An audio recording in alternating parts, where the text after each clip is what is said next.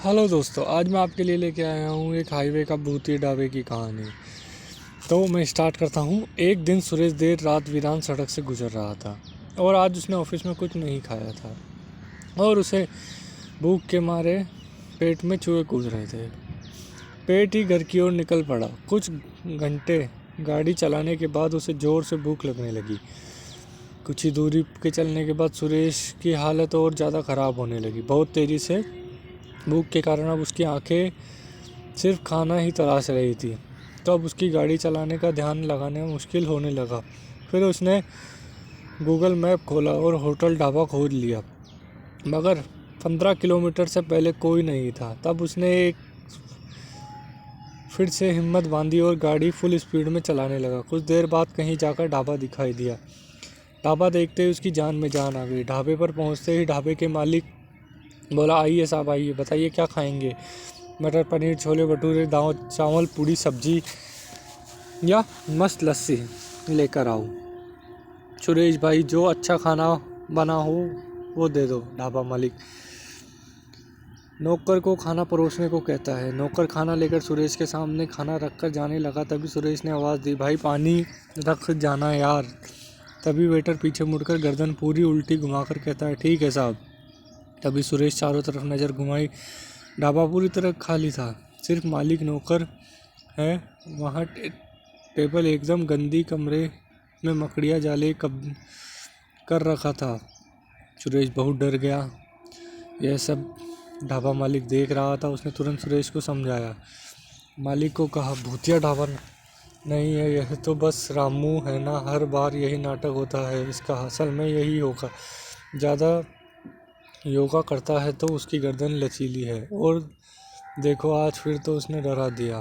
इसको निकाल भी नहीं सकता ना। यह वीरान जंगल में कोई आता भी नहीं है काम करने। बाकी टेबल गंदा है क्योंकि ज़्यादा लोग नहीं आते। हालांकि लोग कहते ज़रूर है इस रास्ते में होटल ढाबा बहुत कम चलता है, मगर असल में लोग यहाँ आते ही नहीं। गाड़ियाँ धूल उड़ाते हुए निकल जाती है। सुरेश सब समझ जाता है और वहाँ बिना कुछ बोले दाल चावल रोटी पनीर लस्सी सब चट कर दिया। खाना खाते ही सुरेश को नींद आने लगती। इतने में ढाबा मालिक खुद ही बोला, ढाबा मालिक अब रुक जाओ, सुबह जाना, रात में रास्ते से जाना ठीक नहीं। सुरेश, ऐसा क्यों, आगे लुटेरे हैं क्या? यह रास्ता सुरक्षित नहीं। ढाबा मालिक, ना ना, अब उससे भी ज़्यादा खतरा है। मैंने कहा इस रास्ते पर लोग कम आते हैं, इसीलिए कम आते हैं क्योंकि रास्ता भूतिया है। 10% लोग ही यहाँ से बाहर निकल पाते हैं, बाकी बेमौत मारे जाते हैं। सुरेश, आखिर ऐसा भी क्या है इस रास्ते में? इस रास्ते पर आगे 50 किलोमीटर बाद कोई ढाबा नहीं पड़ेगा। यहाँ असल में लोग ढाबा नहीं है, कुछ भूतों का बनाया हुआ भ्रमजाल है। पहले वहाँ एक ढाबा हुआ करता था। ढाबा मालिक और उसकी पत्नी और उसकी एक जवान बेटी ढाबा चलाते थे। तभी एक रात करीब 2 बजे वहाँ कुछ लड़के आए। उन्होंने खाना मांग कर ढाबा मालिक की जवान लड़की खाना देने आई, जिसको देखकर सारे लड़के की नीयत बिगड़ गई। उन्होंने उस लड़की के साथ बदतमीजी की माता पिता को बंधक बना लिया। लड़की के पास टेबल पर चाकू था, जिससे उन्होंने उस लड़कों की आत्महत्या कर ली। अपनी बेटी की मौत के बाद उसके माता पिता नहीं देख सके, उन्होंने भी ढाबे पर खुदकुशी कर ली। उसके तुरंत लड़के फरार हो गए। पुलिस को भी कोई सुराग नहीं मिला, तो आत्महत्या कर केस बंद कर दिया गया। तब से आज तक रोज़ उस लड़की के और उसके माता पिता उन लड़कों का इंतज़ार कर रहे हैं और हर लड़के को रोक कर ढाबे में ले जाते हैं और उन्हें उसी चाकू से मार देते हैं, ढाबे के पीछे वाले कुएं में डाल देते हैं। कहानी सुनते सुनते सुरेश को नींद आ गई और वो वहीं टेबल पर सो गया। मालिक भी रजाई लेकर वहीं उसके बगल में आकर सो गया। सुबह सुरेश ने नाश्ता किया और निकल गया। वह जाते जाते सोच रहा था कि मुझे अचानक नींद कैसे आ गई। मैं तो सिर्फ ढाबा मालिक की बात सुन रहा था।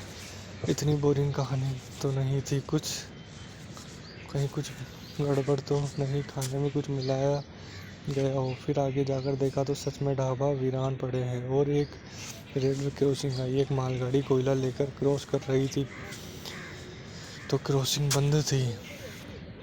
सुरेश ने देखा कि वह ट्रैक्टर और ट्रक के टायरों के निशान सड़क के बाहर क्रॉसिंग के अलग अगल बगल ऐसा लग रहा था कि जहाँ रोज़ ट्रैक्टर और ट्रक बाहर आकर खड़े हों, और वह ज़मीन एकदम काली थी।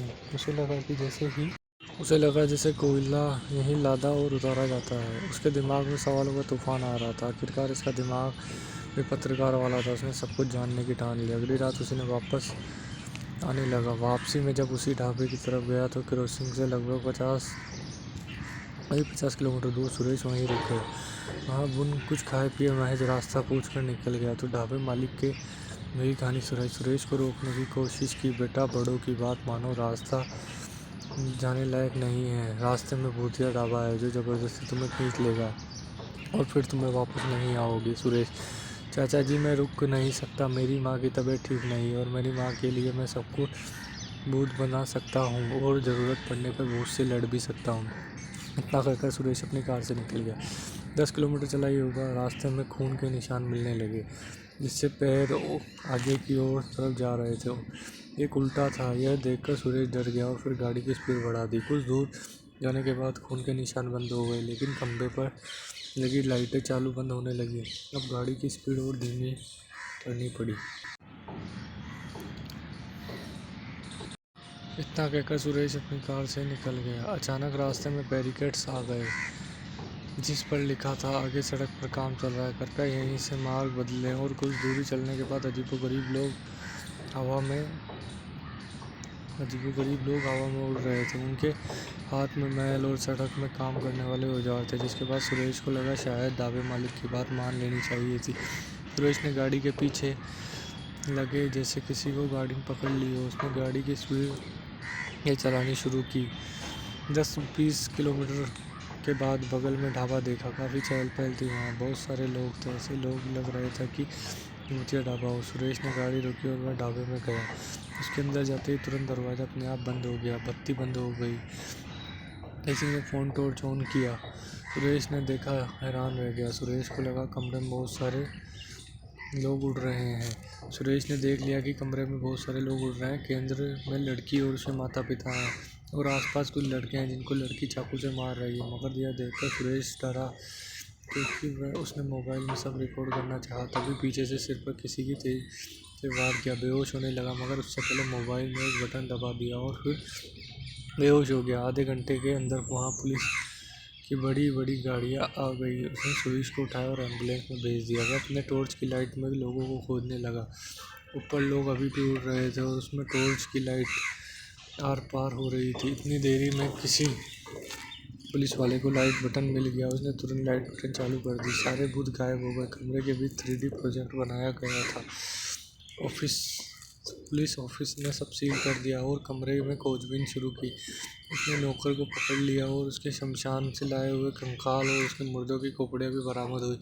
पुलिस ने सभी को गिरफ्तार कर लिया। अगले दिन हॉस्पिटल में सुरेश को मीडिया वालों ने कैमरे से घेर लिया। पत्रकार: सर, आपको कैसे पता चला कि भूतिया ढाबे के नाम पर स्कैम चल रहा है? आपने कैसे इसका पर्दाफाश किया? सुरेश: जब मैंने उसकी मालगाड़ी देखी तभी मैंने समझ गया था। फिर मैंने रमेश मित्र से बोला कि वह पुलिस में बड़ा ऑफिसर है। तब मिलकर हमने योजना बनाई जिससे एक तरफ अपनी टीम को लेकर आ रहा था और दूसरी तरफ मैं अपने मोबाइल का लोकेशन ऑन कर रहा था। सब कंट्रोल रूम से मॉनिटरिंग किया जा रहा था। इधर कोयले की चोरी करते हुए रंगे हाथ पकड़े गए और यहीं लोग इतना चालाक है कि लोगों को पहले खाने में नींद की दवाइयाँ देते हैं और कोई आ जाए तो प्रोजेक्ट बनाकर लोगों को डराते हैं जिससे कोई पता ना चले। सुरेश को बहादुरी का इनाम भी मिला। आपको यह हमारी स्टोरी कैसी लगी ज़रूर बताएं। Thank you.